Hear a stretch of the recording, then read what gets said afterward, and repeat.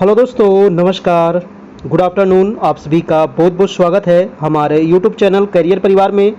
मैं मुकेश कुमार आप सबका बहुत बहुत स्वागत करता हूं मेरे प्यारे दोस्तों। और देखिए, हम लोग आज लेकर के आ गए हैं आपका नेक्स्ट टेस्ट, यानी कि 40वां टेस्ट आपका होने वाला है आज। इसके पहले हम लोग 39 टेस्ट कंप्लीट कर लिए हैं। अगर आप पीछे वाला टेस्ट नहीं दिए हैं तो वो आपने बहुत बड़ा गलती किया है, उसको आप ज़रूर दे लीजिए, क्योंकि ये जितने सारे प्रश्न हैं आपके, ये आपके एनसीईआरटी एससीईआरटी बेस्ड हैं, बहुत ही महत्वपूर्ण है। ये मेन रूप से जो 1 to 5 के बच्चे हैं उनके लिए सबसे ज़्यादा इम्पॉर्टेंट है। और ऐसे तो 1 to 12 सबके लिए है, लेकिन 1 to 5 के लिए ज़्यादा इम्पॉर्टेंट है, क्योंकि उन्हीं को ध्यान में रख करके ये बनाया गया है। और ये जैसे 12वीं में भी आपको पूछेगा सामान्य अध्ययन, तो वहाँ भी आपको ये वाला सवाल आ सकता है, लेकिन 1 to 5 के लिए सबसे ज़्यादा इम्पॉर्टेंट है। और आपका 3, 4, 5, 6, 7, 8 इसमें से सारे सवाल आपको लिए गए हैं एनसीईआरटी एससीईआरटी से। जो दोनों में कॉमन है दोस्तों, उसको एक से लिया गया। जैसे कुछ चैप्टर आपका क्लास 3 में, जैसे कि आपका एनसीईआरटी में भी है, एससीईआरटी में भी सेम चैप्टर है, तो उसको एनसीईआरटी से लिया गया है। और जिसमें नहीं है तो एससीईआरटी से लिया गया है, और जो दोनों में है वो आपका दोनों से लिया गया है। ठीक है, तो यानी कि काफ़ी मेहनत करके ये आपका टेस्ट बनाया गया है। चलिए शुरू करते हैं आज की क्लास। डेली आपकी क्लास होती है दिन में 3 बजे से। तो आज हम देखेंगे यहाँ पर सामान्य अध्ययन और सामान्य विज्ञान के बहुत ही महत्वपूर्ण सवाल आपके। ठीक है जी, तो चलिए फटाफट सभी लोग आ जाइएगा। 3 बजे से आपकी डेली क्लास चलती है, और इधर 3-4 दिन से आप सभी का क्लास डिस्टर्ब था, थोड़ा सा हमारा तबीयत गड़बड़ था। अब ठीक हो गए हैं, लगभग 90% अब ठीक है ना। कोई दिक्कत अब नहीं होनी चाहिए आप लोग की दुआ से। ठीक है जी, तो चलिए शुरू करें सर आज की क्लास। और ये 40वां टेस्ट है आपकी। महत्वपूर्ण 50 प्रश्न रहेगा, और इससे संबंधित हम कम से कम दोस्तों 150 प्रश्न और आपको बताएंगे, कम से कम, इससे ज़्यादा भी होगा आपका, है ना। यानी कि ये जो 150 प्रश्न अत्यधिक आपको बताया जाएगा, इसके अलावे ये भी सवाल आपके पूछे गए हैं कहीं ना कहीं एग्जाम में आपका। ठीक है, तो आपको भी ये सवाल पूछा जा सकता है, इसीलिए सभी सवालों को आपको अच्छे तरीके से देखना है और आपको बनाते हुए चलना है आपका। यहीं से आपको एग्ज़ाम में सवाल पूछे जाएंगे। जितना ज़्यादा से ज़्यादा हो सके आप टेस्ट दीजिए, सेट बनाइए, और अगर आपके पास समय है तो एनसीईआरटी बुक भी पढ़ लीजिए। ठीक है जी, ये हमारा व्हाट्सएप है जहां आपको इसका पीडीएफ नोट्स प्राप्त हो जाएगा। 7857824310 ये हमारा नंबर है। अभी तक हमारे पास जुड़ने के लिए 499 का चार्ज है। इसमें आपको कोई अलग से चार्ज नहीं लगेगा, इसी में आपको सारा तैयारी हो जाएगा। 1 to 5 वाले जो भी हैं उनका भी, और जो 9-10 वाले हैं उनका भी, जो सामाजिक अध्ययन का जो क्लास चल रहा है 9-10 वाला, उनका भी आपका पूरा तैयारी हो जाएगा। ठीक है, तो 499 आपको ऑनलाइन पे करना पड़ेगा। ये नंबर पर, यही नंबर व्हाट्सएप भी है, यही नंबर आपका फ़ोनपे, गूगल पे, पेटीएम नंबर भी है, जहां आपको ऑनलाइन पे करके दोस्तों आपको व्हाट्सएप मैसेज करना होगा। ठीक है, तो ये नंबर है आपका फ़ोनपे गूगल पे नंबर। जो भी पेमेंट करेंगे 499 का, तो पेमेंट करने के बाद आपको स्क्रीनशॉट ले लेना है और हमारे व्हाट्सएप पर आपको भेज देना है। ठीक है, व्हाट्सएप भी आपका यही नंबर है, फ़ोनपे गूगल पे भी है, वहाँ मैं आपको ग्रुप में जोड़ दूंगा। और पीछे जितनी क्लासेज हो गई है ना, चाहे आपका मैथ का हो, या फिर आपका हिंदी का हो, या आपका साइंस हो, करंट अफेयर हो, सामान्य विज्ञान हो, सामाजिक अध्ययन हो, सारे आपको मिल जाएंगे। और फिर डेली वाइज डेली आपको ग्रुप में मिलता रहेगा। अभी फिलहाल पर्सनली आपको दे दिया जाएगा। चलिए देखते हैं आज का पहला सवाल। साइंस के सवाल से हम लोग शुरुआत करेंगे। लगभग 30-40 सवाल यहाँ पर साइंस का देखेंगे दोस्तों। उसके बाद हम लोग कुछ सामान्य अध्ययन के भी महत्वपूर्ण प्रश्न देखने वाले हैं जी। तो फटाफट आ जाइए। पहला सवाल क्या कर रहा है कि निम्न में से कौन सा एक सरल अस्थाई उत्तक नहीं है? बताइए, सरल अस्थाई उत्तक कौन सा नहीं है? ऑप्शन आपको दिया गया है कॉलेनकाइमा, जाइलम, पैरेनकाइमा और सक्लेरेनकाइमा। क्या होगा आंसर दोस्तों? कौन सा एक अस्थाई उत्तक नहीं है? तो अस्थाई उत्तक जो नहीं है वो होता है जाइलम। ठीक है, आंसर क्या हो जाएगा आपका? जाइलम। याद रखिएगा, जाइलम जो हो जाएगा दोस्तों, ये अस्थाई उत्तक नहीं है। तो आखिर जाइलम है क्या? तो ये एक जटिल उत्तक है। ठीक है, जाइलम क्या है? तो एक जटिल उत्तक होता है जाइलम, ध्यान रखिएगा। ठीक है जी, है ना। 2 या 2 से अधिक प्रकार की कोशिका से ये बना होता है, इसीलिए इसको जटिल उत्तक कहते हैं, जाइलम को। ये अस्थाई उत्तक नहीं है। ऑप्शन नंबर हो जाएगा आपका बी नंबर। दूसरा नंबर प्रश्न है कि निषेचन के परिणाम स्वरूप किस एक का निर्माण होता है? बताइएगा, निषेचन के परिणाम स्वरूप किसका निर्माण होता है? अंडाशय का, युग्मनज का, युग्मक का, या रोगाणु कोशिका का? बहुत ही इंपॉर्टेंट सवाल है, सभी लोग फटाफट जवाब दीजिए। 3 बजे से आपकी डेली क्लास चलती है, 3 PM से, और रात में 9 PM से, ठीक है। तो दोनों टाइम आपको क्लास ज्वाइन करने के लिए चैनल को सब्सक्राइब करना बहुत ज़रूरी है, और वीडियो को लाइक करना बहुत ज़रूरी है, और अपने दोस्तों को शेयर करना भी ज़रूरी है। चलिए दूसरा का आंसर क्या होगा जी?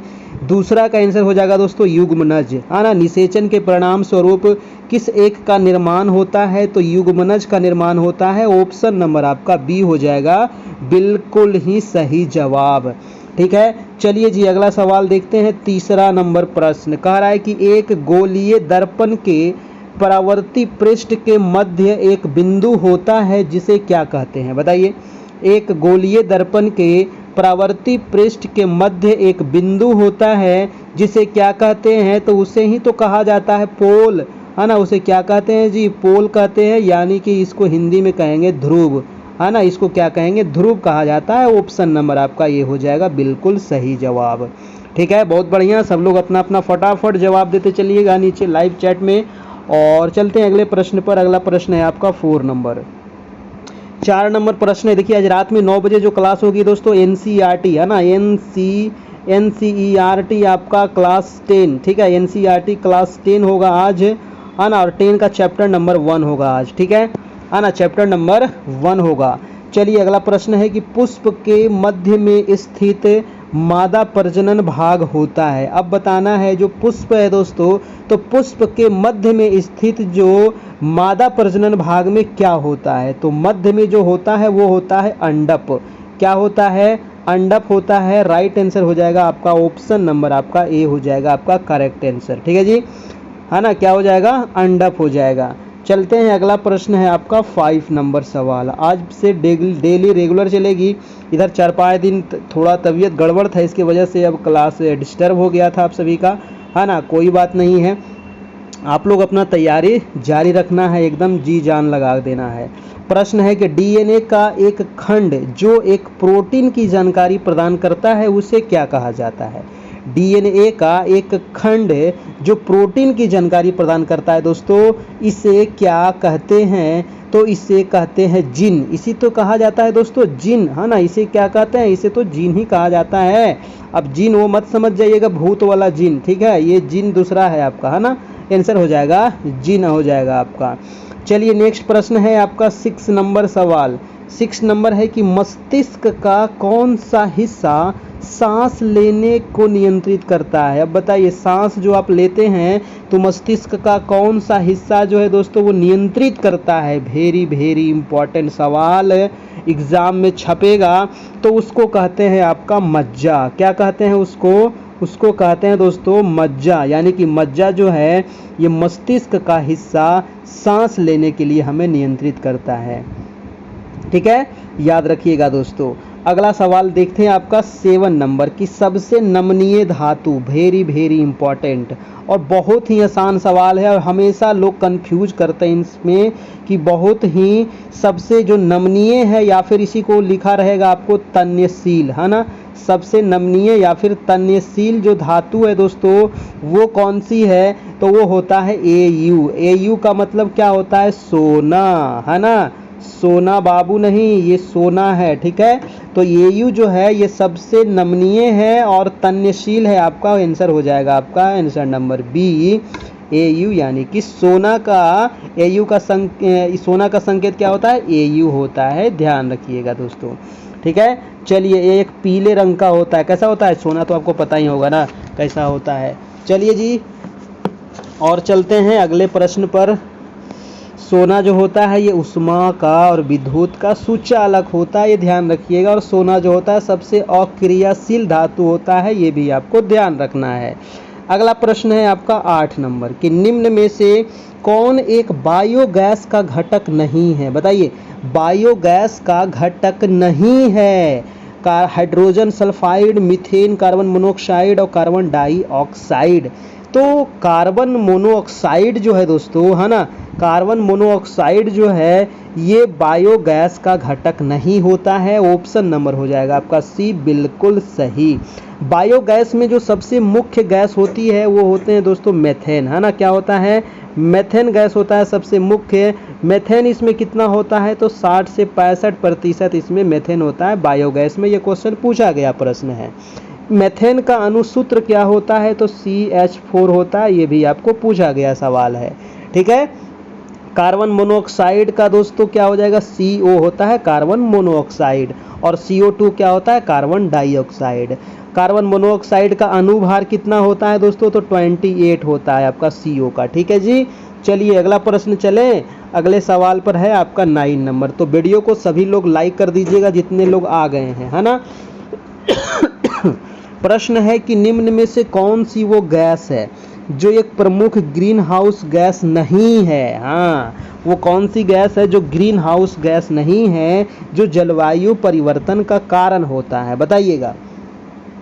है ना, तो जो ग्रीन हाउस गैस नहीं है और जलवायु परिवर्तन का कारण होता है, वो गैस कौन सी है, तो वो हो जाएगा दोस्तों नाइट्रस ऑक्साइड। है ना, नाइट्रस ऑक्साइड हो जाएगा आपका ऑप्शन नंबर डी नंबर। देखिए नाइट्रस ऑक्साइड जो गैस है ये ग्रीन हाउस गैस ये नहीं है और जलवायु परिवर्तन का ये कारण बनता है, ध्यान रखिएगा। है ना। चलिए हमारा जो ओजोन परत है, ओजोन परत को सबसे ज़्यादा क्षति कौन सा गैस पहुंचाता है, तो ओजोन परत को सबसे ज़्यादा जो क्षति पहुंचाता है वो CFC क्लोरोफ्लोरोकार्बन। क्लोरोफ्लोरोकार्बन जो एक गैस है दोस्तों कहाँ से निकलता है, तो रेफ्रिजरेटर से निकलता है, ध्यान रखिएगा, पूछा जाता है। CH4 जो मेथेन गैस है, मैंने अभी बताया था, मेथेन गैस कहाँ से निकलती है दोस्तों, तो धान का जो खेत होता है ना, वहाँ से मेथेन गैस निकलती है।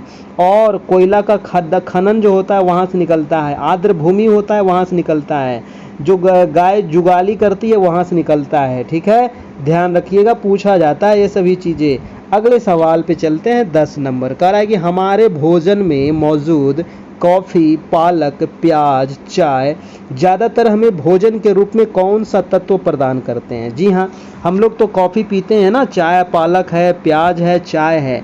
ठीक है, लोगों का चाय से शुरुआत ही होती है दिन का, है ना, लेकिन ये सब गलत आदत है।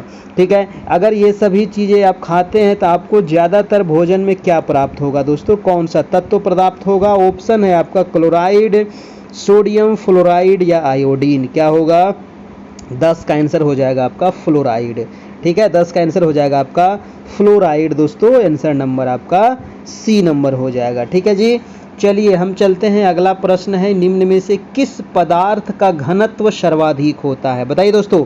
वो कौन सा पदार्थ है जिसका घनत्व सर्वाधिक होता है, क्या हो जाएगा जी, है ना। तो अभी बताए थे ना दोस्तों, सोना बाबू, है ना, सोना हो जाएगा आपका, कि जिसका जो घनत्व होता है वो सर्वाधिक होता है, आपका आंसर नंबर B नंबर। और इसको दोस्तों AU से डिनोट करते हैं, याद रखिएगा। आपका सोना का घनत्व कितना होता है बाबू, तो सोना का होता है 19.3 गुने 10 के पावर 3। ठीक है ना, kg घन मीटर। ठीक है जी, याद रखना है, 19.3 गुने 10 के पावर 3 kg प्रति घन मीटर। अगला प्रश्न चलते हैं, आपका 12 नंबर सवाल।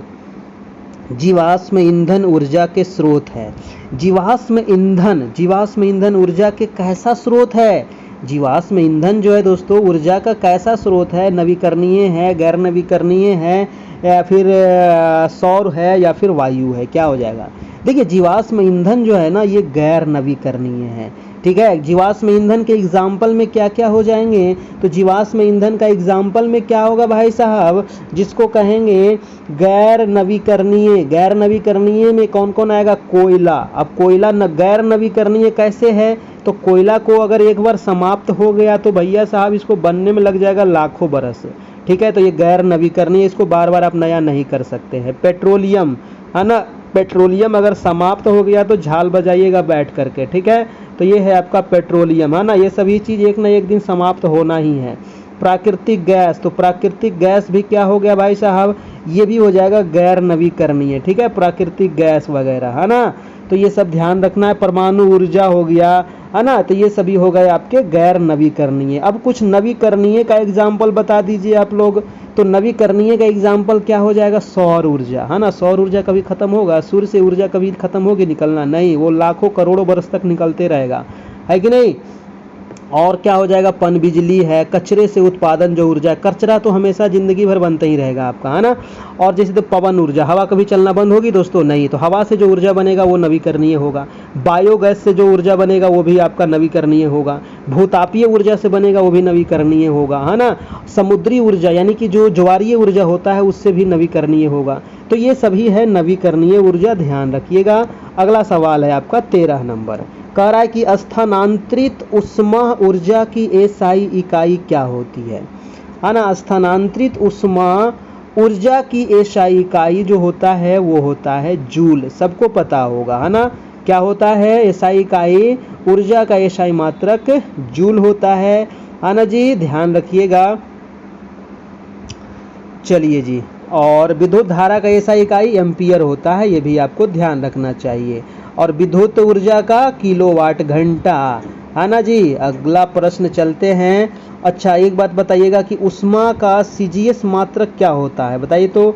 ऊष्मा का सीजीएस मात्रक क्या होता है, कैलोरी होता है, ठीक है, कैलोरी होता है, ध्यान रखिएगा। अगला सवाल है आपका 14 नंबर, कह रहा है कि किसी वस्तु का द्रव्यमान इसके संख्यात्मक माप होता है, बताइए। किसी वस्तु का द्रव्यमान इसके जड़त्व का सांख्यिक माप होता है। राइट आंसर हो जाएगा आपका सी नंबर, यहाँ पर हो जाएगा आपका जड़त्व, ठीक है।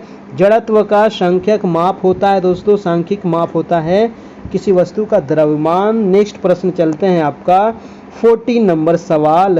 प्रश्न है कि किसी विशिष्ट द्रव्यमान वाली वस्तु का वजन होता है, बताइए। किसी विशिष्ट द्रव्यमान वाली वस्तु का जो वजन होता है वो चंद्रमा की तुलना पर पृथ्वी पर क्या होगा, ये बताना है। तो चंद्रमा की तुलना में पृथ्वी पर कम होगा, नहीं, पृथ्वी पर कम नहीं होगा, है ना। चंद्रमा पर दोस्तों कोई भी सामान ले जाने पर वहाँ वायुमंडल है ही नहीं, तो वहाँ पर जाइएगा तो आप उछलते रहिएगा, है कि नहीं। तो पृथ्वी पर क्या है, जैसे 1 kg है तो वहाँ पर आपको उछलते रहना है, वहाँ पर भार कम हो जाता है, बहुत भार कम हो जाता है, ये आपको आगे बताएंगे। आगे है कि चंद्रमा पर शून्य भी नहीं होगा, पृथ्वी और चंद्रमा दोनों पर बराबर भी नहीं होगा। तो ऑप्शन नंबर डी पे चलते हैं, चंद्रमा की तुलना में पृथ्वी पर अधिक होगा, ये आपका सही है, ठीक है। चंद्रमा की तुलना पर पृथ्वी पर जो भार होगा दोस्तों, द्रव्यमान होगा, वो क्या होगा, अधिक होगा। चंद्रमा पर जो गुरुत्वीय त्वरण का मान होता है वो पृथ्वी के गुरुत्वीय त्वरण का कितना होता है, तो 6ठा भाग होता है, ठीक है। चंद्रमा पर जो होता है दोस्तों गुरुत्वीय त्वरण का मान, पृथ्वी के गुरुत्वीय त्वरण का मान कितना होता है, 6ठा भाग होता है चंद्रमा पर, ध्यान रखिएगा। एक क्वेश्चन पूछा जाता है दोस्तों, जब चंद्रमा आ ही गया तो बता ही देते हैं। चंद्र ग्रहण तो आपको पता ही होगा कि पूर्णिमा के दिन लगता है और सूर्य ग्रहण अमावस्या के दिन लगता है, ठीक है, इसमें तो कोई दिक्कत है ही नहीं। अब हमको जवाब दीजिए कि पृथ्वी का पलायन वेग कितना होता है। क्वेश्चन पूछा जाता है पृथ्वी का पलायन वेग और चंद्रमा का पलायन वेग। तो पृथ्वी का जो पलायन वेग होता है ये आपको बताना है कि कितना होता है। पृथ्वी का पलायन वेग 11.2 किलोमीटर दोस्तों प्रति सेकेंड होता है पृथ्वी का। अगर यही पूछे कि चंद्रमा का पलायन वेग कितना होता है जी, तो चंद्रमा, है ना, 1 मिनट, चंद्रमा का पलायन वेग कितना होता है, तो चंद्रमा का होता है आपका 2.35 किलोमीटर प्रति सेकेंड, है ना। तो चंद्रमा का होता है 2.35 किलोमीटर प्रति सेकेंड, जबकि पृथ्वी का जो होता है पलायन वेग वो होता है 11.2 किलोमीटर प्रति सेकेंड। ये आपको ध्यान रखना है, पूछा जाता है एग्जाम में। अगला प्रश्न है कि 16 नंबर, पर्यावरणीय परिवर्तन के प्रति किसी जीव द्वारा किए जाने वाले शारीरिक समायोजन को क्या कहा जाता है, बताइए। पर्यावरण परिवर्तन के प्रति किसी जीव द्वारा दोस्तों किए जाने वाले शारीरिक समायोजन को क्या कहते हैं, तो शारीरिक समायोजन को क्या कहते हैं, पारिस्थितिक अनुकूलन कहते हैं, है ना। पर्यावरण परिवर्तन के प्रति किसी जीव द्वारा किए जाने वाले शारीरिक समायोजन को ही तो पारिस्थितिक अनुकूलन कहते हैं, है ना। इस आंसर क्या हो जाएगा आपका, आंसर नंबर सी हो जाएगा दोस्तों, आंसर नंबर ठीक। अगला सवाल है आपका 17 नंबर, कह रहा है कि जैविक प्रक्रिया द्वारा विभाजित पदार्थों को क्या कहा जाता है। जैविक प्रक्रिया द्वारा विभाजित पदार्थों को क्या कहते हैं, तो जैविक प्रक्रिया द्वारा विभाजित हुआ है तो इसको कहेंगे हम जैविक निम्नीकरण, है ना। जैविक निम्नीकरण ऑप्शन नंबर हो जाएगा आपका ए नंबर, आपका बिल्कुल सही जवाब हो जाएगा, ठीक है। जैव निम्नीकरण आपका। अगला प्रश्न है दोस्तों 18 नंबर, कह रहा है कि उस सामग्री की पहचान करें जिसमें आयतन विस्तार का निम्न गुणांक होता है ना। उस सामग्री का विस्तार करें जिसमें आयतन विस्तार जो है निम्न होता है। किसका? पारा का, आयरन का, एल्युमिनियम का या पीतल का? किसका हो जाएगा जी? तो निम्न किसका होता है? तो विकल्प के अनुसार हो जाएगा दोस्तों आपका निम्न आयरन का, है ना। आयरन का होगा यहाँ पर निम्न आयतन प्रसार। आयतन प्रसार जो होगा, विस्तार नहीं प्रसार यहाँ पर कर दीजिएगा, है ना। आयतन प्रसार जो है ये आपका निम्न होगा आयरन का। आयरन का होता कितना है ये आपको बताना है। तो 35 गुने 10 के पावर -6 होता है, ठीक है। आयतन प्रसार इसका होता है।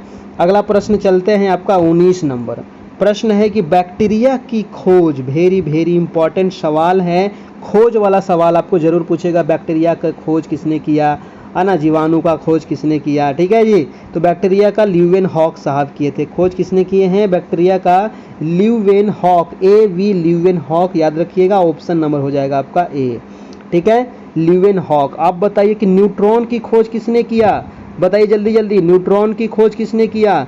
जेम्स चैडविक, याद रखिएगा, जेम्स चैडविक न्यूट्रॉन की खोज किए थे। अब बताइए कि रेबीज का टीका, बताइए दोस्तों, रेबीज का टीका की खोज किसने किया? रेबीज का टीका लुई पास्चर, आपको पता होगा, है ना। लुई पास्चर किया था रेबीज का टीका। चेचक का टीका का आविष्कार किसने किया? चेचक का टीका, है ना। चेचक का टीका एडवर्ड जेनर, है ना। एडवर्ड जेनर किए थे चेचक का टीका, ठीक है, ये जो एडवर्ड जेनर। DDT, बताइए DDT टीका जो लगता है, इसका आविष्कार किसने किया? तो वैज्ञानिक जो थे वो पॉल मूलर थे। और रक्त परिसंचरण कई बार आया है ना, विलियम हार्वे, ठीक है। रक्त परिसंचरण विलियम हार्वे। अगला प्रश्न है दोस्तों, निम्न में से कौन सा गर्म रक्त प्राणी है? बताइए, वेरी इंपॉर्टेंट सवाल है। गर्म रक्त प्राणी कौन सा है? गर्म रक्त प्राणी कौन सा है? तो आंसर हो जाएगा कबूतर, है ना। कबूतर हो जाएगा गर्म रक्त प्राणी, ठीक है जी, याद रखिएगा। कबूतर किस में आता है? तो ये पक्षी वर्ग में आता है, ठीक है। कबूतर पक्षी वर्ग में आता है, आपको पता ही होगा। और कबूतर किस चीज़ का प्रतीक है दोस्तों? तो शांति का प्रतीक है, ये भी आपको ध्यान रखना है। अगला प्रश्न चलते हैं आपका 21 नंबर के, निम्न में से कौन सा एक जानवर पराध्वनि उत्पन्न करता है? अब वो कौन सा जानवर है जो पराध्वनि उत्पन्न करेगा दोस्तों? तो पतंगा करेगा, हाथी करेगा, शार्क करेगा या पोइसेस करेगा, है ना। देखिए, ना ही पतंगा करेगा और ना ही हाथी करेगा, ना ही शार्क करेगा, पोइसेस करता है। देखिए, पारपोइसेस जो है दोस्तों एक जानवर है जो पराध्वनि उत्पन्न करता है। अब जैसे कि इसके अलावे कौन कौन से जानवर है, जैसे चमगादड़, अगर ऑप्शन में रहता है तो चमगादड़ आप मार देते हैं ना। चमगादड़ हो गया आपका, डॉल्फिन हो गया, तो ये सब पराश्रव ध्वनि उत्पन्न करते हैं। आपका पारपोइसेस यहाँ पर ऑप्शन के अनुसार हो जाएगा डी नंबर आपका, ठीक है। चलिए अगला प्रश्न है आपका 22 नंबर कि निम्नलिखित में से किस अभिक्रिया में ऑक्सीजन हवा में मुक्त होता है? बहुत ही इंपॉर्टेंट सवाल है, कई बार ये क्वेश्चन पूछा गया है कि ऑक्सीजन जो मुक्त होता है दोस्तों वो कौन सी अभिक्रिया के दौरान? जैसे वाष्पोत्सर्जन हो गया, प्रकाश संश्लेषण हो गया, श्वसन हो गया या मल त्याग हो गया। कब होता है ऑक्सीजन का दोस्तों ऑक्सीजन जो हवा मुक्त होती है ना, किस अभिक्रिया में ऑक्सीजन हवा में मुक्त होती है दोस्तों? क्या होगा?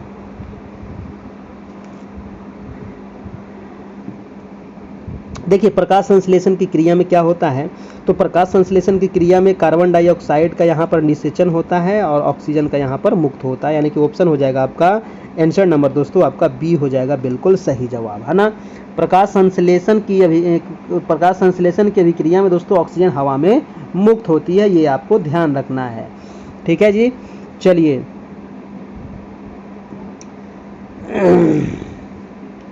अगला प्रश्न है आपका 23 नंबर की, ध्वनि सबसे तीव्र गति से निम्न में से किस माध्यम में गमन करती है? वेरी इंपॉर्टेंट सवाल, बताइए, किसी का गलत नहीं होना चाहिए।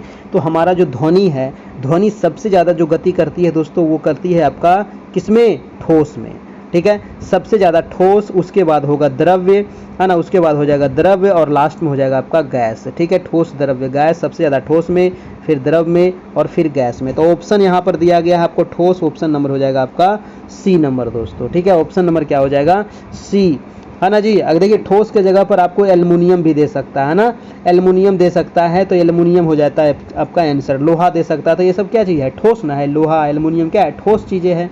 तो इसमें इसका जो गति होता है आपका ध्वनि का सबसे ज़्यादा होता है। पूछा जाता है कि एल्युमिनियम में दोस्तों कितना होता है, तो आप लिख लीजिएगा एल्युमिनियम में जो गति होता है, इसका जो गति होता है वो 6420 मीटर प्रति सेकेंड होता है आपका। ठीक है, चलिए अगला प्रश्न है आपका कि निम्न में से कौन से तत्व का रासायनिक प्रतीक लैटिन से लिया गया है। दोस्तों बहुत ही इंपॉर्टेंट सवाल है, वो कौन सा तत्व है जिसका रासायनिक प्रतीक किससे लिया गया है, तो लैटिन से लिया गया है ना। ध्यान रखिएगा। और ध्वनि सबसे कम गति किस में करेगा, तो गैस में सबसे कम गति करता है। ठीक है जी, याद रखिएगा।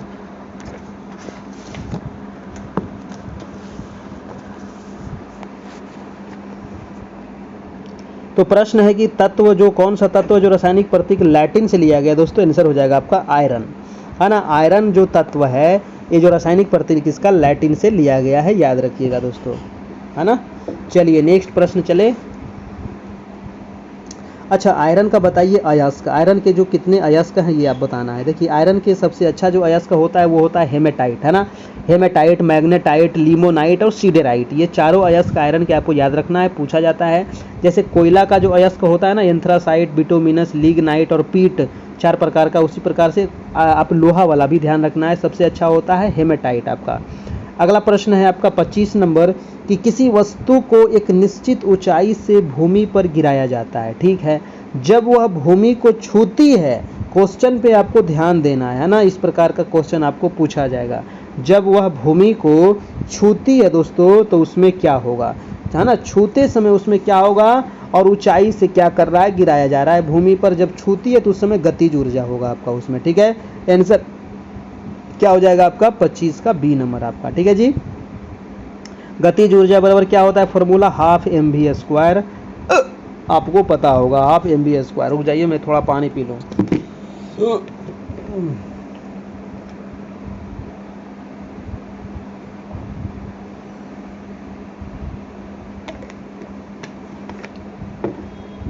हाँ चलिए, तो अगला प्रश्न चले। प्रश्न है आपका 26 नंबर की एनेलिडा। बताइए दोस्तों, एनेलिडा वर्ग से संबंधित है ना। एनेलिडा जो है ये किस वर्ग से संबंधित है, ये आपको बताना है। देखिए तो एनेलिडा जो है ये है आपका एस्केरिस।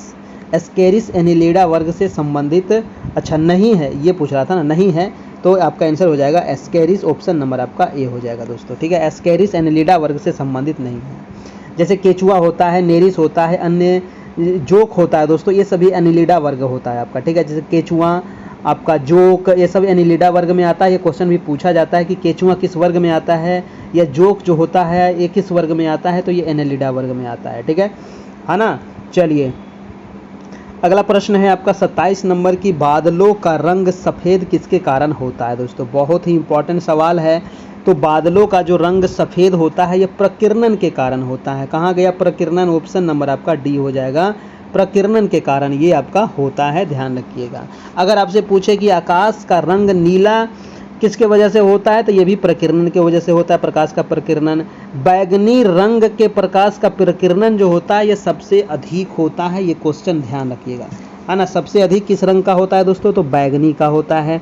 और सबसे कम किसका होता है, तो अधिक हो गया बैगनी, कम होता है लाल का आपका। ठीक है ना, ये भी आपको ध्यान रखना है। प्रकाश का प्रकीर्णन सबसे कम लाल का, सबसे ज़्यादा बैगनी का। अगला प्रश्न है आपका 28 नंबर, कह रहा है कि निम्न में से, प्रश्न है कि निम्न में से कौन सा कथन गलत है। अब जो गलत कथन है आप बता दीजिए। ऑप्शन है दोस्तों कि अमाशय में भोजन छोटी आंत में प्रवेश करती है, अमाशय से भोजन छोटी आंत में प्रवेश करती है। कौन सा कथन गलत बताना है, नहीं, तो ये तो आपका सही है। बी नंबर है कि लार में सलाइवरी लाइपेज नामक एक एंजाइम होता है जो स्टार्च को सरल शर्करा में विघटित करता है। भोजन ग्रास नली के माध्यम से अमाशय में प्रवेश करता है, ठीक है। कार्बोहाइड्रेट, प्रोटीन, वसा, ये पूर्ण पाचन अंत में होती है, ठीक है। बी नंबर आपका आंसर हो जाएगा, जो आपका गलत है। है ना, आंसर हो जाएगा। लार में सलाइवरी लाइपेज नामक एक एंजाइम होता है, स्टार्च को सरल शर्करा में विघटित करता है। ये वाला दोस्तों आपका गलत है, ऑप्शन नंबर बी हो जाएगा, ध्यान रखना है। लार का पीएच वैल्यू कितना है दोस्तों, पूछा जाता है ना। लार का पीएच मान कितना होता है, तो 6 से लेकर के 7 के बीच में होता है, ठीक है। लार का पीएच मान होता है 6 से 7 के बीच में, है ना। लार में क्या उपस्थित होता है, तो लार में टाइलिन उपस्थित होता है जी, ठीक है। लार में क्या होता है, टाइलिन होता है, ध्यान रखिएगा, ये भी पूछा जाता है आपका, है ना। अगला प्रश्न चलिए जी, तो वीडियो को लाइक कर दीजिएगा मेरे प्यारे दोस्तों, जितने लोग आ गए हैं। अगर आपको इसका पीडीएफ चाहिए तो आप हमें कांटेक्ट कीजिए 7857824310, है ना, ये नंबर है आपका। अगला है कि पीनियल ग्रंथि स्रावित होता है, बताइए। वेरी वेरी इंपॉर्टेंट सवाल है, और जितने प्रश्न है ना आपके एनसीईआरटी एससीईआरटी बेस्ड है 1 to 5 के लिए वेरी वेरी इंपॉर्टेंट है आपका, ठीक है। 1 to 5 बच्चे के लिए, जो लोग नहीं जुड़े हैं वो जुड़ जाइएगा इस नंबर से। प्रश्न है कि पीनियल ग्रंथि का स्रावित जो होता है वो कहाँ से होता है, आंसर हो जाएगा आपका मेलाटोनिन से आपका, ठीक है। मेलाटोनिन जो है ये पीनियल ग्रंथि से स्रावित होता है, ऑप्शन हो जाएगा आपका, ऑप्शन नंबर आपका डी हो जाएगा दोस्तों, आपका बिल्कुल सही जवाब हो जाएगा, है ना। चलिए जी अगला प्रश्न चले। अगला प्रश्न है आपका 30 नंबर। प्रश्न है कि किसी कठोर वस्तु से टकराने पर घंटी जैसी ध्वनि उत्पन्न करने के धातुएं के गुण को किस नाम से जाना जाता है, बताइए। किसी कठोर वस्तु के टकराने पर घंटी जैसी ध्वनि उत्पन्न करने के धातुएं के गुण को दोस्तों ध्वन्यात्मकता के नाम से जाना जाता है ना। उसको क्या कहते हैं, ध्वन्यात्मकता, ठीक है। ध्वन्यात्मकता के नाम से उसको जानते हैं, ऑप्शन नंबर हो जाएगा आपका सी नंबर, बिल्कुल सही हो जाएगा, है ना जी। चलिए अगला सवाल है आपका 31 नंबर। कह रहा है कि निम्न में से किस वैज्ञानिक ने कोशिका में पाए जाने वाले द्रव्य पदार्थ के लिए प्रोटोप्लाज्म शब्द का उपयोग किया है दोस्तों, बताइए। वो कौन से वैज्ञानिक हैं जो कोशिका में पाए जाने वाले द्रव्य पदार्थ के लिए प्रोटोप्लाज्म शब्द का उपयोग किया है, तो उसका नाम है पुरकिंजे, है ना जी, पुरकिंजे महोदय, ऑप्शन नंबर हो जाएगा आपका डी नंबर। यानी कि पुरकिंजे वैज्ञानिक ने दोस्तों कोशिका में पाए जाने वाले द्रव्य के लिए प्रोटोप्लाज्म शब्द का प्रयोग किया है, ठीक है। चलिए ये कब किया था दोस्तों, तो 1839 ईस्वी में किया था, ये भी आपको ध्यान रखना है, ठीक है। चलिए एक चीज बताइएगा कि कोशिका की खोज किसने किया, बताइए तो। कोशिका की खोज किसने किया था, तो 1665 ईस्वी में, 1665 ईस्वी में ब्रिटिश वनस्पति शास्त्री रॉबर्ट हुक, है ना। कोशिका की खोज रॉबर्ट हुक साहब ने किए थे, कई बार पूछा गया सवाल है ना, रॉबर्ट हुक किए थे। और जीवाणु का खोज ल्यूवेनहॉक अभी आपको बताया गया था। अगला प्रश्न है आपका 32 नंबर के निम्न में से कौन सा रोग एंडीज मच्छर द्वारा फैलाए जाने वाले वायरस के कारण होता है, वेरी वेरी इंपॉर्टेंट है, एग्जाम में पूछा जाएगा दोस्तों कि एंडीज मच्छर के द्वारा फैलाया जाने वाला जो वायरस हो वो जीका वायरस हो जाएगा, ठीक है जी।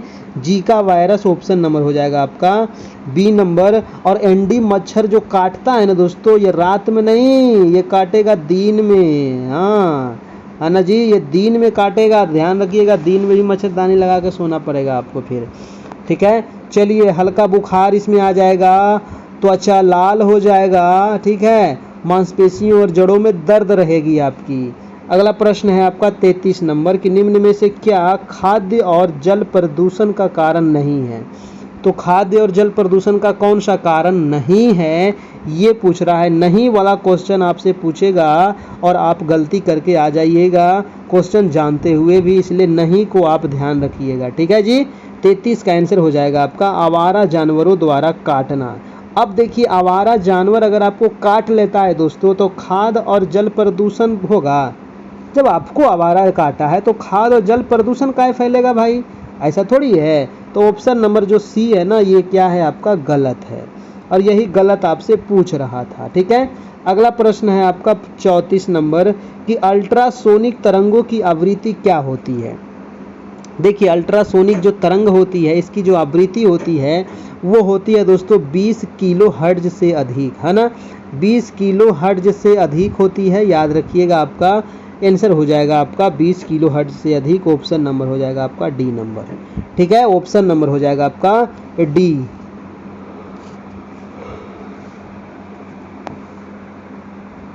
जो मनुष्य होता है, ठीक है। तो मनुष्य कितने से कितने हर्ट्ज तक सुन सकता है दोस्तों, तो 20 से लेकर के, है ना, 20 हर्ट्ज से लेकर के दोस्तों 20,000 तक मनुष्य सुन सकता है। ध्यान रखना है, ये क्वेश्चन पूछा जाता है। अब श्रव्य तरंगे कितनी होती है दोस्तों, अब श्रव्य तरंगे, है ना, अब श्रव्य जो तरंगे होती है ये 20 हर्ट्ज से कम वाले तरंग को कहते हैं अब श्रव्य तरंगे। ध्यान रखना है आपको, ठीक है ना। चलिए जी, अगला प्रश्न है आपका प्रश्न नंबर 35 नंबर की आपतित किरण, आपतन बिंदु पर लंब किरण और परावर्तित किरण सभी अवस्थित होती है। कहाँ पे अवस्थित होती है सभी, तो आंसर हो जाएगा आपका समान समतल में। ऑप्शन नंबर हो जाएगा आपका बी नंबर, ठीक है ना, समान समतल में।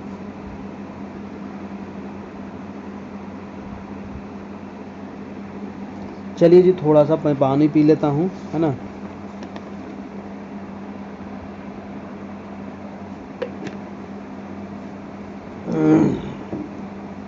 ठीक है, तो 36 नंबर सवाल का निम्न में से वह कौन सा गंभीर मानसिक रोग जो व्यक्ति के सोचने, अनुभूति करने और व्यवहार करने के ढंग को प्रभावित करता है। बताइए, व्यक्ति के सोचने, है ना, अनुभूति करने और व्यवहार करने के ढंग को प्रभावित करेगा, वो कौन सा मानसिक रोग है ना जी, वह कौन सा मानसिक गंभीर रोग है। 36 का आंसर हो जाएगा आपका खंडित मानसिकता, उसको कहते हैं खंडित मानसिकता, है ना। खंडित मानसिकता एक गंभीर मानसिक रोग है दोस्तों, जो व्यक्ति के सोचने, अनुभूति करने, है ना, ये सभी में प्रॉब्लम हो जाता है आपका, ठीक है। चलिए, अगला जो सवाल है आपका बहुत ही इम्पोर्टेंट सवाल है, और ये जितने प्रश्न हैं आपको एनसीईआरटी में मिल जाएगा, है ना। एनसीईआरटी अगर आप पढ़े होंगे तो वहाँ पर आपको मिल जाएगा। अब जैसे यही क्वेश्चन को ले लीजिए, बहुत ही इम्पोर्टेंट सवाल है दोस्तों। तरुण भारत संघ आप पढ़े होंगे, पर्यावरण एनसीईआरटी 3 या 4 में आपको दिया गया तरुण भारत संघ से संबंधित दोस्तों, है ना। एक संस्था है जो जल के संरक्षण के लिए कार्य करती है। इस संस्था के प्रधान कौन है, बहुत इंपॉर्टेंट है, ये सवाल एग्जाम में छपेगा, और ये आपका पर्यावरण में था दिया गया। तो यहाँ से देखिए, पर्यावरण जो आपको पूछा जाएगा एग्जाम में, साइंस पूछा जाएगा, भूगोल रहेगा, भारतीय राष्ट्रीय आंदोलन रहेगा, हिस्ट्री रहेगा, सारा चीज़ रहेगा, और सब चीज़ यहाँ से आपको कंप्लीट हो जाएगा, ठीक है। तो ये टेस्ट आपके लिए बहुत इंपॉर्टेंट है एग्जाम के व्यू से, है ना जी। चलिए, तो इसका आंसर क्या होगा, तरुण भारत संघ थी दोस्तों, वो हो जाएगा राजेंद्र सिंह, है ना। तरुण भारत संघ जो है भारत की एक गैर सरकारी संगठन है, यानी कि एनजीओ है, ठीक है, गैर सरकारी संगठन है, और जो लोगों को वन एवं जल के संरक्षण के मुद्दों पर जागरूक बनाने का काम करती है। तो ये राजेंद्र सिंह का काम है, तो लोगों को दोस्तों जल का कैसे संरक्षण करना चाहिए, वनों की कैसी सुरक्षा करनी चाहिए, इस पर लोगों को जागरूक करते हैं। श्री राजेंद्र सिंह इसके संस्थापक एवं वर्तमान में अध्यक्ष हैं। इन्हें मैग्सेसे पुरस्कार भी दिया गया है। किन्हें, तो राजेंद्र सिंह को दोस्तों, इसीलिए ये ज़्यादा इंपॉर्टेंट हो जाता है, मैग्सेसे अवार्ड भी इनको दिया गया है, रमन मैग्सेसे पुरस्कार, ना, एशिया का जिसको कहा जाता है नोबल, है ना। रमन मैग्सेसे पुरस्कार को क्या कहते हैं, एशिया का नोबल प्राइज। और ये क्वेश्चन आपको मिल जाएगा एनसीईआरटी आप 3 में लगता है दिया गया है, उसमें से आप इसको देख लीजिएगा, है ना। तो सारे प्रश्न आपको वहीं से लिया गया, कहीं ना कहीं से आपको मिल ही जाएगा आपको, ठीक है। चलिए, एक क्वेश्चन पूछा जाएगा कि तरुण भारत जो ये संघ है दोस्तों, है ना, इसकी स्थापना कब हुई थी। बताइए तो, किसको किसको पता है स्थापना, तो स्थापना होती है आपकी 30 मई 1975 को, है ना। 30 मई 1975 को इसकी स्थापना की गई थी, ठीक है। राजेंद्र सिंह को दोस्तों जल पुरुष कहा जाता है, तो याद रखिएगा, बहुत ही इंपॉर्टेंट पॉइंट है, जल पुरुष किसको कहते हैं, तो राजेंद्र सिंह को। मेघा पाटेकर किससे संबंधित है, तो मेघा पाटेकर जो है ये नर्मदा बचाओ आंदोलन से संबंधित है। सुंदरलाल बहुगुणा किससे है दोस्तों, तो चिपको आंदोलन से है सुंदरलाल बहुगुणा। बहुत ही इंपॉर्टेंट प्रश्न था। अगला है आपका 38 नंबर, निम्न में से जल के विषय में कौन सा सही नहीं है ना। जल देखिए एक चैप्टर ही है, लगता है आपका 3rd में होगा जल चैप्टर, है ना। आप पढ़े होंगे पर्यावरण वाले में, जल एक चैप्टर ही है, ठीक है। तो जल से संबंधित सारे प्रश्न आपको यहाँ पर क्लियर हो जाएगा। अब बताइए कि जल के विषय में कौन सा कथन यहाँ पर सही नहीं है। तो जल का घनत्व 100 डिग्री पर सर्वाधिक होता है, बिल्कुल गलत बात है। जल का घनत्व जो सर्वाधिक होता है वो होता है 4 डिग्री सेंटीग्रेड पर, है ना। कितना बार बताए हैं, 4 डिग्री पर इसका जो घनत्व होता है सबसे ज़्यादा होता है। 100 कैसे हो जाएगा जी, है ना। ऑप्शन ये है कि जल का सार्वभौमिक विलायक है, बिल्कुल सही है। इसमें विभिन्न पदार्थों के घोलने की क्षमता होती है, ठीक है। पदार्थ तीनों अवस्थाओं में विद्यमान होता है, ठोस, द्रव्य, गैस। जल आपका तीनों अवस्था में मिलता है, ये भी आपका ठीक है, ठीक है। तो जल जो होता है ये 4 डिग्री सेंटीग्रेड पर दोस्तों घनत्व इसका महत्तम होता है और आयतन इसका न्यूनतम होता है, ध्यान रखना है। अगला प्रश्न है आपका 39 नंबर, कह रहा है कि कई स्थानों पर अम्ल वर्षा जलीय विविधताओं को प्रभावित कर रही है, ठीक है। अम्ल वर्षा निम्न में से किन प्रमुख रसायनों के कारण होती है। देखिए अम्ल वर्षा जो होती है ये आपको ध्यान रखना है NO2 और SO2, है ना। NO2 और SO2, है ना, इसके वजह से आपका होता है। आपका आंसर हो जाएगा NO2 यानी कि नाइट्रिक अम्ल और SO2 सल्फ्यूरिक अम्ल। ऑप्शन नंबर हो जाएगा आपका बी नंबर दोस्तों, ठीक है। अम्ल वर्षा नाइट्रिक अम्ल और सल्फ्यूरिक अम्ल नामक रसायनों के कारण होता है, NO2 और SO2 के कारण होता है, आपको ध्यान रखिएगा। अगला प्रश्न है आपका 40 नंबर, कह रहा है कि पक्षी विभिन्न प्रकार के घोंसले बनाते हैं। पक्षी तो घोंसला बनाता है, लेकिन कुछ कुछ पक्षी होते हैं जो घोंसला नहीं बनाते हैं। कह रहा है कि तथा घोंसले बनाने के लिए विभिन्न स्थानों का चुनाव करते हैं। निम्न में से वे कौन से पक्षी हैं जो पेड़ के तना में अपना घोंसला बनाता है। वाह वाह वाह वाह वाह, ये जो पक्षी है दोस्तों पेड़ के तना को छेद कर देता है, उसमें घोंसला बनाता है, अपने बच्चों को उसमें रखता है आपका, ठीक है। जबरदस्त घर बनाता है दोस्तों, है ना। उतना मेहनत आप क्या करिएगा, उतना करिएगा तो आप IAS बन जाइएगा। अगला प्रश्न है देखिए, अच्छा इसका आंसर क्या होगा, कौवा है या फिर आपका दोस्तों बसंत गौरी है, शक्कर खोरा है या दर्जिन है। तो ये जो पक्षी है इस पक्षी का नाम है आपका दोस्तों बसंत गौरी, है ना। बहुत मस्त नाम है बसंत गौरी, ठीक है। सूर्यवंशम वाला गौरी नहीं दोस्तों, ये बसंत गौरी है, ध्यान रखिएगा, ठीक है।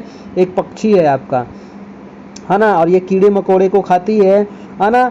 और ये अपना जो घोंसला बनाती है तो पेड़ के तना में बनाती है दोस्तों, ध्यान रखिएगा, है ना। और ये ज़्यादा करके आम वगैरह के पेड़ों पर रहती है आपका। चलिए दुनिया का सबसे सुंदर पक्षी कौन है जी, है ना। दुनिया का सबसे सुंदर पक्षी कौन है, आप नहीं है ना। गोल्डन फिजेंट जिसको कहते हैं, क्लास 6 या 7 में पढ़ना था, है ना। गोल्डन फिजेंट के बारे में मैं आपको बताया था। ये गोल्डन जो फिजेंट जो पक्षी है दोस्तों आपको मिलेगा कहाँ, तो अमेजन के वर्षा वन में चले जाइए, वहाँ पर दिखेगा, है ना। सारे चीज़ आपको पढ़ा दिया गया डिटेल से, आप NCERT जाकर के पढ़िए तो सही।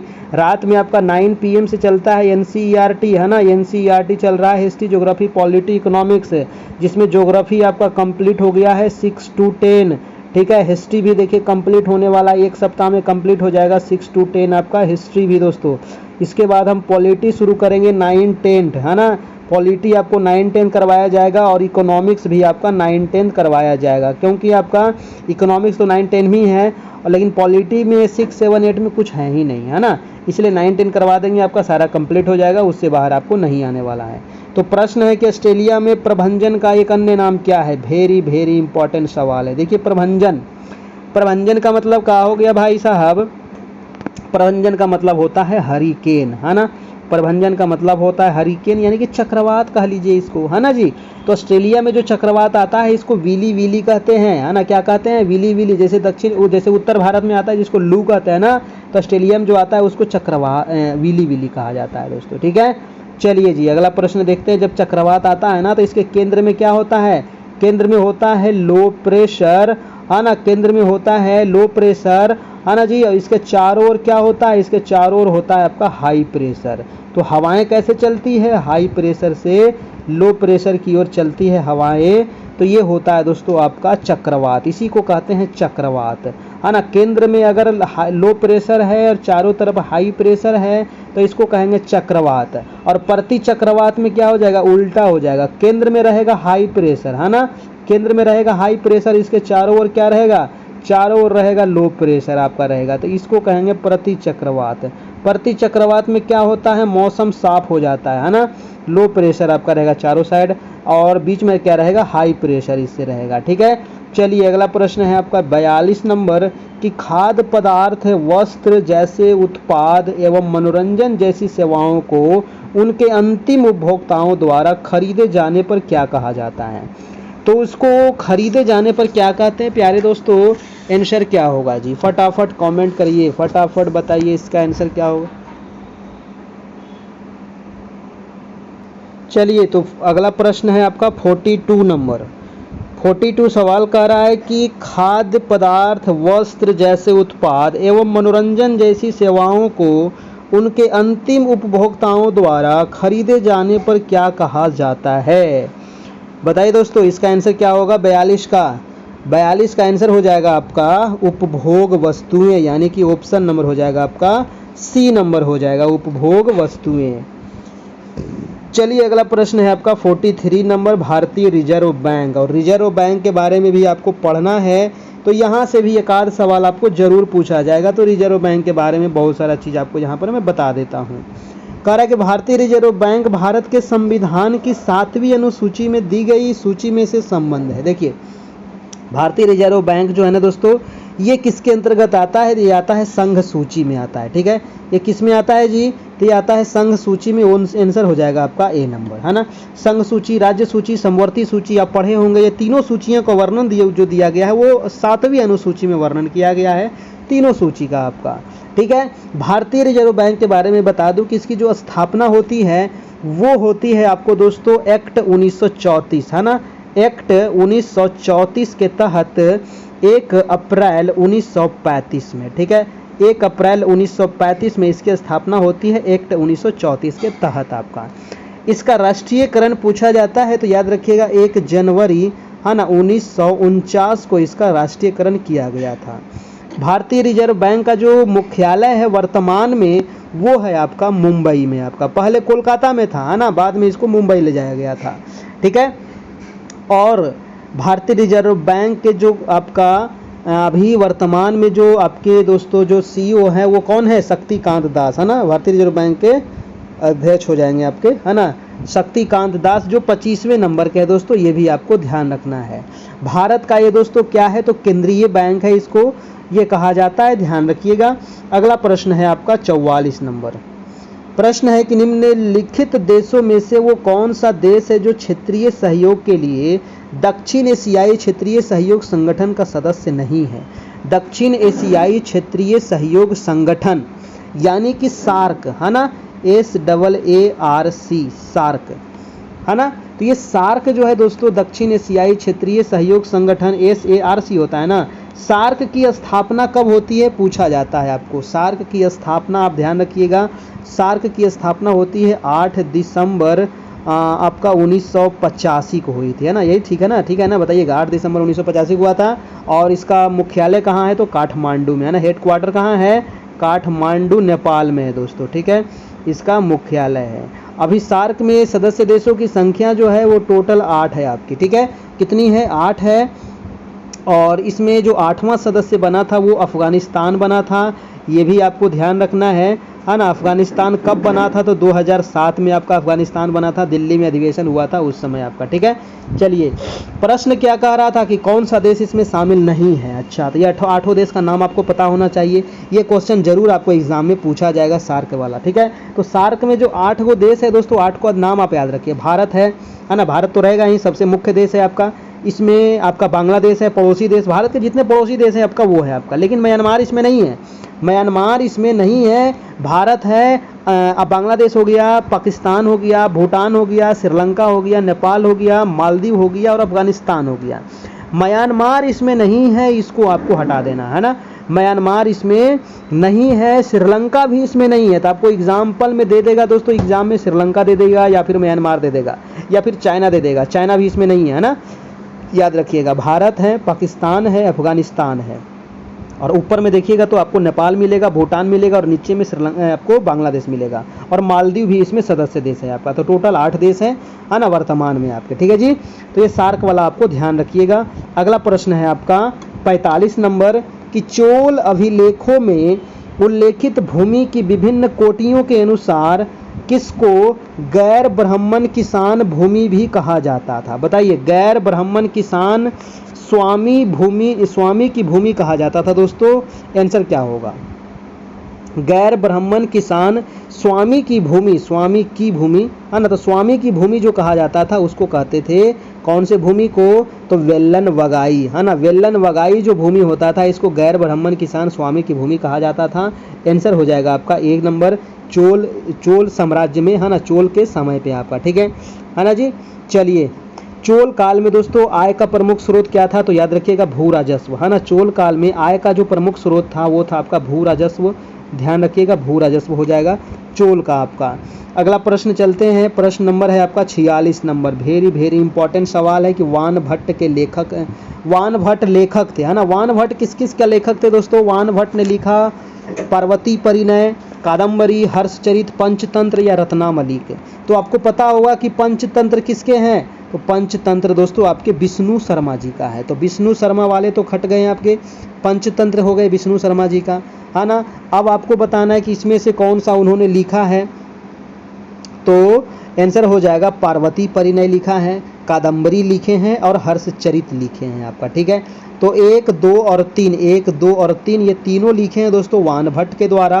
आंसर हो जाएगा आपका ए नंबर आपका, ठीक है ना। वानभट्ट जो लेखक थे वो पार्वती परिणय, कादम्बरी और हर्षचरित का, ठीक है, याद रखिएगा दोस्तों। पंचतंत्र जो है वो विष्णु शर्मा का है आपका, है ना। और रत्नावली जो है ये हर्षवर्धन द्वारा लिखा गया था आपका, ठीक है। रत्नामलिक नहीं, रत्नावली है आपका। रत्नावली जो लिखा गया था ये हर्षवर्धन के द्वारा। अगला प्रश्न है आपका 47 नंबर कि भारत का पहला मुस्लिम आक्रमणकारी कौन था?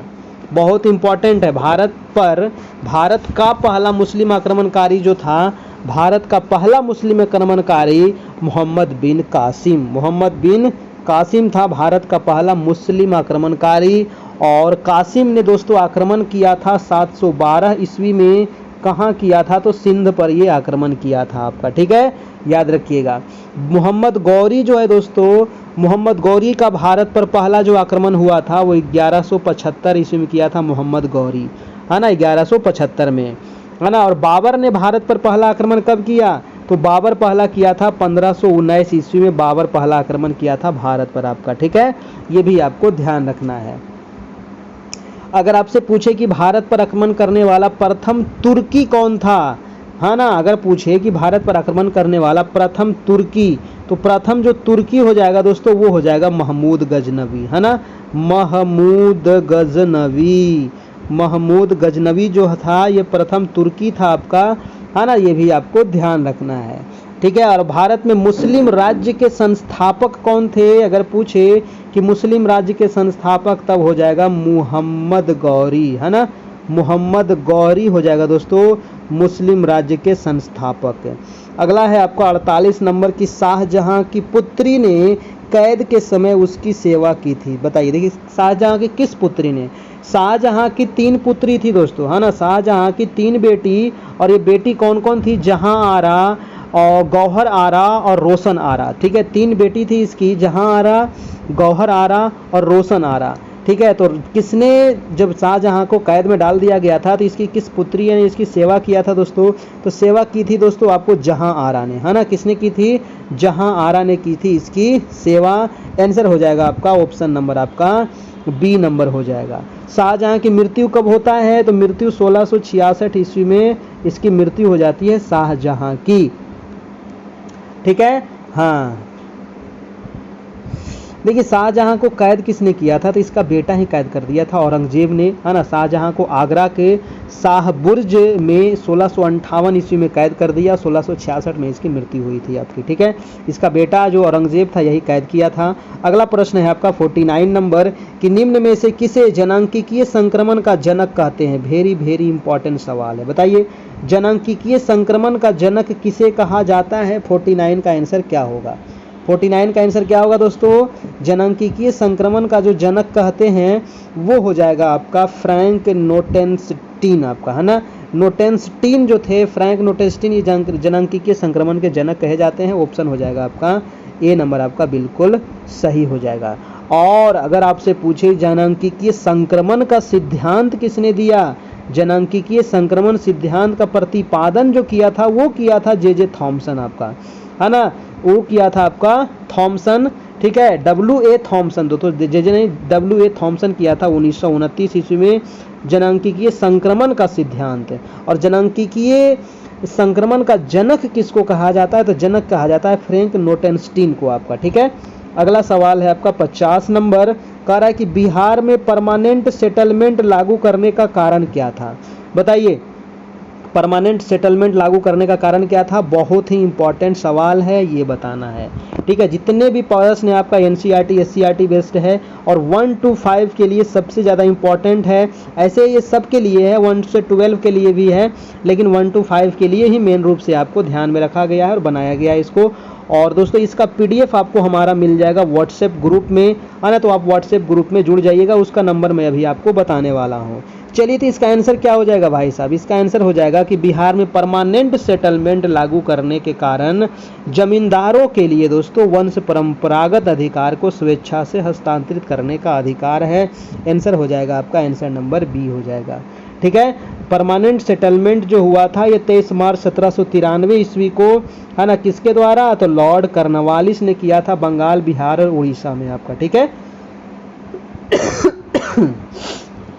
चलिए भाई साहब, तो इसका आंसर हो गया आपका अस्थाई बंदोबस्त लॉर्ड कर्नवालिस ही लागू किया था। चलिए, अस्थाई बंदोबस्त। और रैयतवाड़ी व्यवस्था का जनक कौन था, तो टॉमस मुनरो, है ना, और हॉल्ट मैकेंजी था महालवाड़ी व्यवस्था का, ये ध्यान रखिएगा। टॉमस मुनरो जो था ये रैयतवाड़ी व्यवस्था और महालवाड़ी व्यवस्था का हॉल्ट मैकेंजी था आपका। चलिए, तो ये था आज का 50 महत्वपूर्ण, इसका देखिए आंसर दे दिया गया है, आप यहाँ से इसको टेस्ट के रूप में देना है। ये टेस्ट नंबर 40 था, है ना, और बहुत सारा सवाल आपको यहाँ पर अन्य आपको बता दिया गया। और ये हमारा व्हाट्सएप है जहाँ आप हमारे यहाँ जुड़ जाइएगा, है ना। मात्र 499 का इसमें चार्ज है, 499 रुपये का। और इसके बाद आपको पीछे जितना क्लास हो गया है अभी तक 40 टेस्ट इधर हो गया है, उसके अलावा एनसीईआरटी आपको उधर ज्योग्राफी हिस्ट्री आपका हो गया है, जिसमें अभी और भी कराना बाकी है, वो आपका चलते रहेगा, एग्ज़ाम तक कंप्लीट हो जाएगा। एग्ज़ाम से 10 से 15 दिन पहले हम सारा कंप्लीट करवा देंगे। इधर 3-4 दिन थोड़ा सा तबीयत गड़बड़ की वजह से डिस्टर्ब हो गए थे, अब आपकी क्लास रेगुलर चलने वाली है। तो ये नंबर है दोस्तों जहां आपको ऑनलाइन पे करना पड़ेगा 499 का, गूगल पे, फ़ोन पे, पेटीएम किसी भी माध्यम से। और ये जो व्हाट्सएप नंबर है इस पर आपको स्क्रीनशॉट भेज देना है, जहां आपको व्हाट्सएप ग्रुप में जोड़ दिया जाएगा और आपको पर्सनली सारे मटेरियल आपको मिल जाएगा, प्रीवियस वाला जितना क्लास हुआ है और आगे जो क्लास होगी वो भी आपको मिलते रहेगा। कोई मंथली चार्ज नहीं है, बस एक बार आपको वन टाइम पे इसमें करना पड़ेगा 499 का, ठीक है जी। चलिए दोस्तों, तो आज इतना रहने देते हैं। रात में क्लास होगी आपकी, है ना, रात में 9 बजे से आपका एनसीईआरटी क्लास, एनसीईआरटी हिस्ट्री वाली क्लास होगी, ठीक है। एनसीईआरटी हिस्ट्री क्लास 10, है ना, क्लास 10 की क्लास होगी आपकी, चैप्टर नंबर 1 होगी, ठीक है। क्लास 9 तक आपका कंप्लीट हो गया है, आज होगा चैप्टर नंबर 1, है ना, 10 नहीं, चैप्टर नंबर 1 होगा आपका, ठीक है। तो ये चीज़ आपको ध्यान रखिएगा, आप 9 बजे आपको जुड़ना है। वीडियो अच्छा लगा हो तो एक लाइक कर देना है दोस्तों, और चैनल पर नए होंगे तो चैनल को सब्सक्राइब भी कर लेना है, ताकि आने वाला हर एक वीडियो का नोटिफिकेशन आपको मिलता रहे, ठीक है। और कैसा लगा आप लोग कमेंट करके थोड़ा सा बताइएगा, अपना प्रतिक्रिया दीजिएगा नीचे अपना कमेंट बॉक्स में। धन्यवाद, फिर मिलते हैं दोस्तों, तब तक के लिए goodbye, take care, thank you.